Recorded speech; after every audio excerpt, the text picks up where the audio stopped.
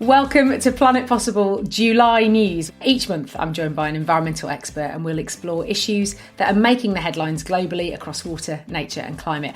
And today we're joined by SIWEM's early career president and a senior consultant at Arup, Emily Blaney, and we'll be talking about when does extreme weather become the new normal? The impact of a recent Let's Save Water campaign here in England and Wales, and Neil the Seal, a new celebrity from 7 Mile Beach in Tasmania. So welcome to Planet Possible News, Emily. It's great to have you with us.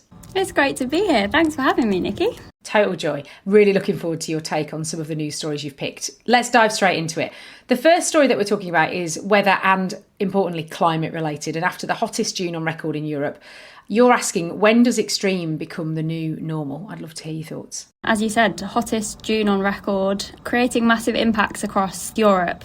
EU wildfires burning 56% more land than usual, and here at home as well, wildfires in London, Conway and Derbyshire, Greater Manchester as well. So crazy impacts. And the Met Office recently actually just released their State of the UK climate publication, and that said the climate of the 20th century has now gone. So I think these extreme weathers are no longer extreme, and this is probably our new normal, what we've got to get used to. The wildfires feel really close to home, actually. We've got a memorial tree up at a reservoir that's impacted by the wildfires up in the kind of Derbyshire-Manchester borders, and so suddenly everything just feels like it's come into really sharp focus, and there are homes that have been damaged. There was a wildfire down on the train line in London, actually, in Walthamstow, and there's houses that are being demolished. It feels really real again, just like it has done over the last few years, but more widespread, I guess.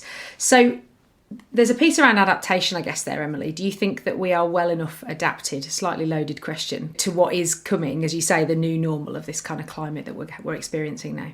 No, I don't think so. And I think the Climate Change Committee's Well Adapted UK report really says that. It says the UK was built for a climate that no longer exists. And in rainy England and Wales, we often think about the other extreme in terms of wet weather, but the hot weather is just as bad for our infrastructure as well. I hope the government are reading their recommendations from that report with interest. We've got some way to go for adapting to these sorts of weathers. Do you think people feel a sort of sense of urgency outside of when it is hot? Because I think that's the challenge sometimes, is that when it's hot we feel like, right, people dash out and try and buy an air conditioning unit from the middle aisle of Aldi when it is hot, but a week later when it's just gone back to sort of standard British summer, or it's chucking it down with rain, feels to me like we are quite reactionary, but we don't necessarily as individuals necessarily think about adaptation as something we need to bake into the homes that we build, the homes that we live in. I don't know, I'd love to hear your thoughts. Yeah, absolutely. I think we all get a bit of collective amnesia, don't we? 6 months' time, it'll be cold weather again and we'll all be complaining about how cold it is, and it's hard to remember how roasting we all were at this time. I don't think that's helped by the way that the media frames these heat waves either. Often they're reported in newspapers, with a nice picture of a full beach and somebody swimming in a swimming pool, and it's not often linked back to climate change and climate impacts, and that's the reason we're having hot weather. So it kind of feels like it's a really nice time, and it can be nice, and it's nice weather is nice weather, but it's very easy to get stuck in short-term weather cycles, especially when we have extremes as we've been experiencing over the last few years. It's very easy to swing from one to the other. And I wonder if there's something about how we connect this into things like economic growth, because actually, I don't know about you, but certainly it's hard to work in hot weather, it's hard to sleep in hot weather. I saw recently that the Green Party are bringing a bill to Parliament in Westminster this week around maximum workplace temperatures. For that we have minimum, but we don't have a maximum temperature. We're seeing schools closing. There is a kind of wider impact here, which is this isn't just about general discomfort. This then kicks into some of the growth ambitions we've got as a country. If infrastructure doesn't work, if our schools can't open, if our workplaces can't function, then actually it's quite difficult, isn't it, to work as a society in these periods of time. I'm lucky enough to get to work from home for some of my week, but for many people that's not the case. And so even transport to work, lots of the trains here from Birmingham were cancelled yesterday. I don't know whether that was because of the hot weather, but there are impacts to getting around and getting into work as well. So there's definitely a bigger economic picture here that we should be thinking about. Yeah, so I think the headline I'm hearing from you there is adaptation, rapid adaptation for what is definitely a new climate. Okay, so for your second story, you've chosen a recent campaign that we've seen here across England and Wales, all about saving water. Give me the headlines. So the Let's Save Water campaign has been published by water companies and with support of the regulators. And it's to tackle our really high water use. So I actually didn't know this, but water use in England and Wales is actually amongst the highest in Europe. So we have an average per person use of water of 140 litres and places like Germany and the Netherlands actually only use 120 litres a day. And so the target of the campaign is for everyone to cut their daily use by 28 litres, but also to value water more, I suppose, as the precious resource it is. I think we're very lucky here with our water standards. We turn on a tap, we get fresh water and it's ready for us.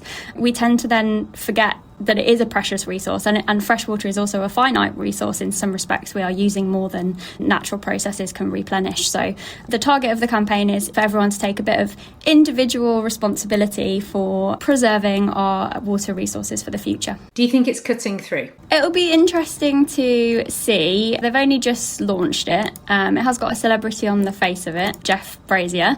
You know, you see him on This Morning doing the competitions and stuff. So I suppose it makes it a little bit more relatable. On the website, on the campaign website, there's really nice, easy, simple ways suggested for people to save water. So that includes things like shortening your showers, which we've all heard before, fixing your leaky loo, washing up bowls instead of running the taps. So I suppose we'll see. My concern is there's the general feeling of the public towards water companies.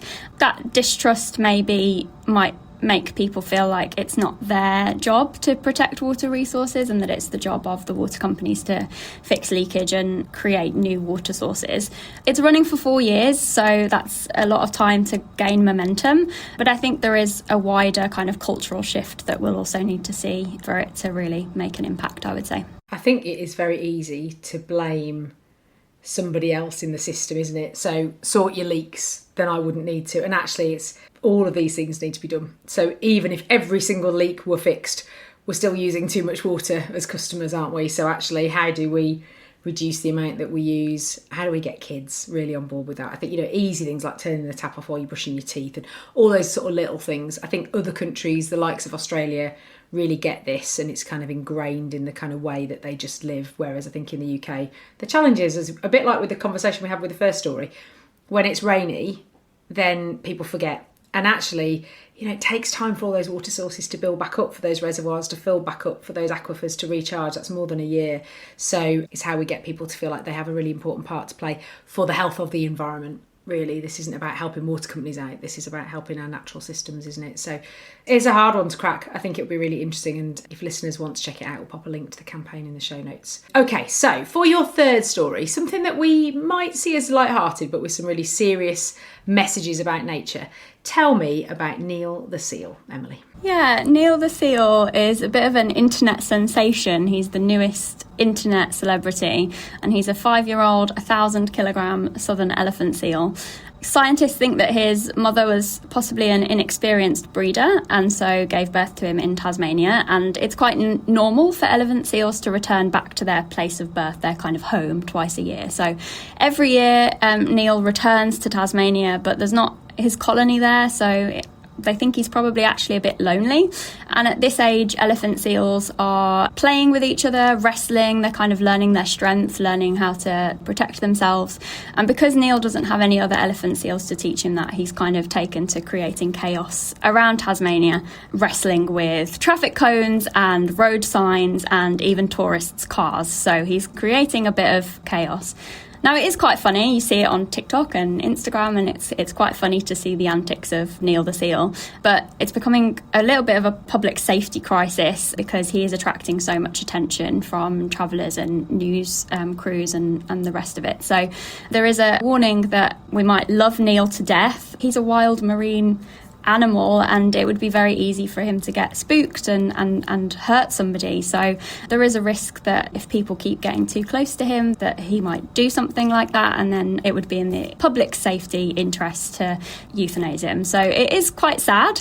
It's also got wider consequences, which I find really fascinating. So Tasmania, the local officials have had to budget for now 24/7 security around Neil to keep people away from him, and there's all sorts of traffic closures and things like that just to protect people and to protect Neil the seal. So this is having a real impact on Tasmania officials and locals as well, probably, I would imagine. It's interesting, isn't it, how something like even his name, right, if he was not called Neil, it connects us to him. It makes him sound like he is a human.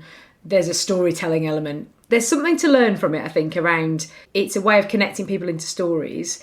But it's really interesting that sucks in, whereas actually there are so many stories of wildlife in decline or environments being critically impacted that are just hard to cut through. So it's kind of, how do we take the positive lessons from this, which is that people are interested and bothered, but also do that in a way that I guess is a bit more responsible, really. And I don't have the right answer, but the thing I took from hearing you talk about this is how powerful that is as a story, and how do you use things like this to tell those wider stories about if our climate changes again, then actually we might see animals and humans in closer proximity with water sources shrinking, all those kind of things. There's a few lessons to take from this beyond elephant seal wrestling with traffic signs, really, which is the kind of TikTok, Instagram view that I think probably some people will have seen. Are you seeing any parallels with anything here in the UK in terms of wildlife being squeezed in the work that you're involved in? Yeah, I mean, we're very nature depleted, aren't we, in the UK? We're consistently encroaching on wildlife. Interestingly, I think it was on LinkedIn, pine martens have returned to Worthing. There's been a sighting of a pine marten, which is really interesting because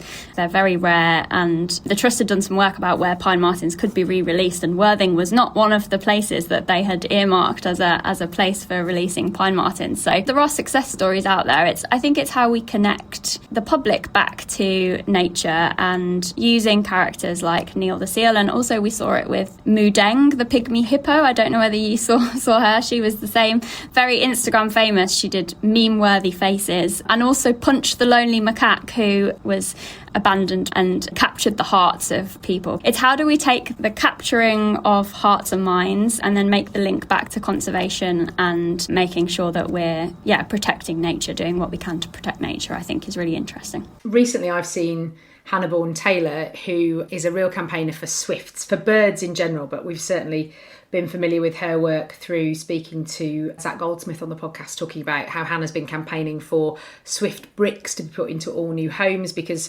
swifts nest in the eaves of houses, and as we've got more new homes, we're kind of blocking with fascia boards, we're blocking up the spaces and there's nowhere for swifts to nest, and this is a kind of critical stop on their migration. Hannah is this passionate campaigner. She has been campaigning for years about swifts in particular, but she's a real bird expert.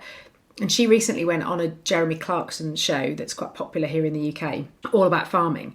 And the cut through that I've seen then on the media from Hannah, she's all over the place now. She's been talking about this, grinding out this campaign for years through the kind of policy angle and campaigning in Parliament, but then suddenly being sort of thrust into the full spotlight of kind of mainstream media who have really got involved in it. She's so passionate about this, right? And she has a phenomenal encyclopedic knowledge of birds and bird song, and something has just lit a sort of spark in the kind of public's imagination.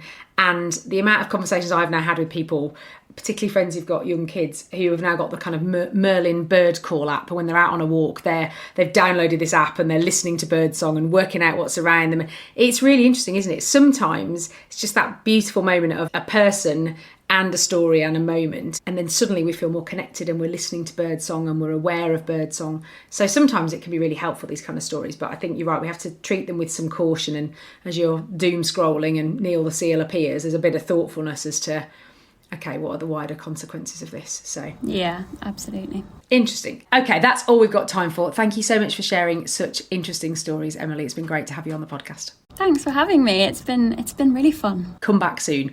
Thank you to you for joining us with this episode. If you don't already, then subscribe to Planet Possible wherever you get your podcasts to never miss an episode. And if you want to follow up on any of the topics that we've discussed today, or join our mailing list to be the first to hear about new episodes and guests, click the link in the show notes. Our next episode is out as usual next Thursday, but until then, stay curious, look for connections and explore what's possible.